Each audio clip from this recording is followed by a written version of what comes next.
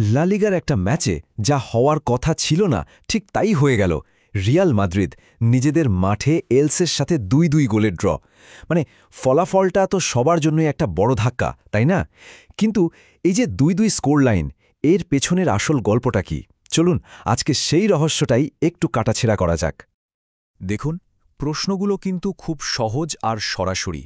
রিয়ালের এত বিশ্বমানের তারকা, তারা কি আসলে নিজেদের সেরাটা দিতে পারল? আর কোচ জাবি আলোনসোর প্ল্যানিংয়ে ঠিক কোন জায়গায় গড়বড়টা হলো? সবচেয়ে বড় প্রশ্ন, কেন এই ড্রটা রিয়াল মাদ্রিদের জন্য একটা বিশাল ওয়ার্নিং সাইন? চলুন এই প্রশ্নগুলোর উত্তরই খুঁজে বের করি। তো সবার আগে কথা বলা যাক সেই তারকাদের নিয়ে যাদের দিকে আসলে পুরো ফুটবল বিশ্ব তাকিয়ে থাকে। মানে ভাবুন একবার, ভিনিসিয়াস, এমবাপে, রদ্রিগো, এই নামগুলো যে দলে আছে, সেই দলকে কিনা গোলের জন্য এতটা লড়াই করতে হলো কেন? শুরুটা করি ভিনিসিয়াস জুনিয়রকে দিয়েই। এই ম্যাচের পর তাকে একটা নামই দেওয়া যায়, হারানো আগুন। আর তার না থাকাটা যে কী পরিমাণ প্রভাব ফেলেছে সেটা বুঝতে কিন্তু ম্যাচের শেষ পর্যন্ত অপেক্ষা করতে হয়নি। প্রথম মিনিট থেকেই পরিষ্কার বোঝা যাচ্ছিল। একবার ভেবে দেখুন তো, আপনার দলের সবচেয়ে ফাস্ট, সবচেয়ে ডেডলি প্লেয়ার, তাকেই কোচ শুরুতে বসিয়ে রাখলেন বেঞ্চে। ভিনিসিয়াসের ওই যে অবিশ্বাস্য স্পিড, ওই যে ডিফেন্স চিরে ফেলার মতো ড্রিবলিং, ওগুলো ছাড়া রিয়ালের অ্যাটাক তো একদমই ধারহীন মনে হচ্ছিল। হ্যাঁ ঠিকই, বদলি হিসেবে নেমে উনি ঝলক দেখিয়েছেন, কিন্তু লাভ কি হলো? ততক্ষণে তো ম্যাচটাই হাত থেকে প্রায় বেরিয়ে গেছে। ওকে, এবার আসি কিলিয়ান এমবাপ্পের কথায়। উনি তো মাঠেই ছিলেন, আর প্রতিপক্ষের জন্য সবচেয়ে বড় থ্রেটও ছিলেন তিনি। কিন্তু সত্যি বলতে কি, মনে হচ্ছিল উনি প্রায় একাই লড়ে যাচ্ছেন। সাপোর্টের যে কি প্রচণ্ড অভাব ছিল।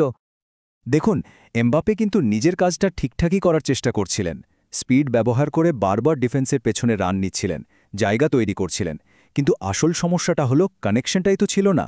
মিডফিল্ড থেকে ঠিকমতো বলই আসছিল না। আর এই সাপোর্টের অভাবে স্বাভাবিকভাবেই তার ফিনিশিংয়েও সেই ধারটা দেখা যায়নি। ভাবুন তো, ভিনিসিয়াস শুরুতে থাকলে ছবিটা হয়তো একদমই অন্যরকম হতো। আর অ্যাটাকিং লাইনের তৃতীয় জন রড্রিগো, তার দিক থেকে চেষ্টার কোনো কমতি ছিল না, একদমই না। কিন্তু ওই যে ফাইনাল থার্ডে গিয়ে যে শার্পনেসটা দরকার, ওই ফিনিশিংটা, সেটাই যেন মিসিং ছিল। ডান দিকে রড্রিগো বেশ অ্যাগ্রেসিভ ছিলেন, লিঙ্ক আপ প্লেও ভালোই হচ্ছিল। কিন্তু আসল সময়ে গিয়েই গড়বড়টা হয়েছে। যখনই গোল করার মতো একটা সুযোগ এসছে, হয় সিদ্ধান্ত নিতে দেরি করে ফেলেছেন, না হলে শটটা নষ্ট করেছেন। আর এভাবে একের পর এক সুযোগ নষ্ট করলে দলের ওপর চাপ তো বাড়বেই, তাই না? তো খেলোয়াড়দের ব্যক্তিগত পারফরম্যান্স নিয়ে তো কথা হলো, এবার চলুন একটু বড় ছবিটা দেখি, মানে পুরো ম্যাচের দিকে তাকাই। কোন মোমেন্টগুলো আসলে এই ড্রয়ের জন্য সবচেয়ে বেশি দায়ী? ম্যাচের শুরুটা ছিল রিয়ালের জন্য বলতে গেলে ভয়ঙ্কর রকমের ঢিলেঢালা। মনে হচ্ছিল ওরা যেন ওয়ার্ম আপ করতেই নেমেছে, আর এই সুযোগটা এলছে একদম লুফে নিয়েছে। পরপর দুটো ফাস্ট কাউন্টার অ্যাটাক, আর ব্যাস ২ গোল। রিয়াল যেন ২ গোল খাওয়ার পরই ঘুম থেকে জেগে উঠল। তবে পরিসংখ্যান কিন্তু একটা মজার কথা বলছে। টেকনিক্যাল ভাষায় যেটাকে বলে এক্সপেক্টেড থ্রেট বা এক্সটি, সেটা রিয়ালের অনেক হাই ছিল। এর মানে কি? মানে হলো, কাগজ কলমে বা ডেটা অনুযায়ী রিয়ালের অনেকগুলো গোল করার কথা ছিল, কিন্তু বাস্তবে কি হলো? মাত্র ২ গোল। এটাই প্রমাণ করে শুধু সুযোগ বানালেই চলে না, সেটাকে গোলে কনভার্টও করতে হয়। খেলোয়াড়দের দোষ দেয়া তো খুব সোজা, কিন্তু মাঠের বাইরে থেকে আসল খেলাটা তো চালান কোচ। তো এই রেজাল্টের জন্য কোচ জাবি আলোনসোর কোন ট্যাকটিক্যাল সিদ্ধান্তগুলো দায়ী? চলুন এবার সেদিকে নজর দেয়া যাক। এখানে কোচের ৫টা বড় ভুল একদম স্পষ্ট। প্রথম আর সবচেয়ে বড় ভুল, ভিনিসিয়াসকে বেঞ্চে বসানো। এটা ছিল একটা আত্মঘাতী সিদ্ধান্ত। ২, একটা অতিরিক্ত ডিফেন্সিভ ফর্মেশন নিয়ে খেলা শুরু করা। ৩, ম্যাচের পরিস্থিতি দেখেও সঠিক সময় সাবস্টিটিউশন না করা। ৪, মিডফিল্ড সিলেকশনে ভুল, যারা অ্যাটাকে কোনো সাপোর্টই দিতে পারছিল না।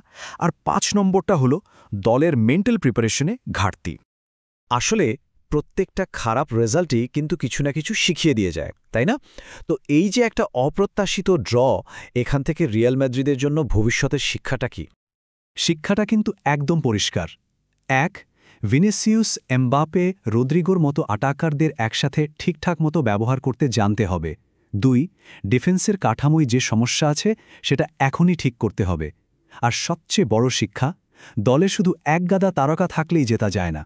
দিন শেষে একটা ব্যালেন্স টিমই ম্যাচ জেতায়। আর এটাই হলো পুরো আলোচনার মূল কথা। বড় দলগুলো শুধু স্টার প্লেয়ার দিয়ে জেতে না, তারা জেতে একটা শক্তিশালী স্ট্রাকচারের জোরে। এই ড্রটা হয়তো রিয়াল মাদ্রিদকে সেই কঠিন সত্যিটাই আরেকবার মনে করিয়ে দিল। এখন দেখার বিষয় একটাই, এই শিক্ষাটা ওরা পরের ম্যাচে কাজে লাগাতে পারে কিনা।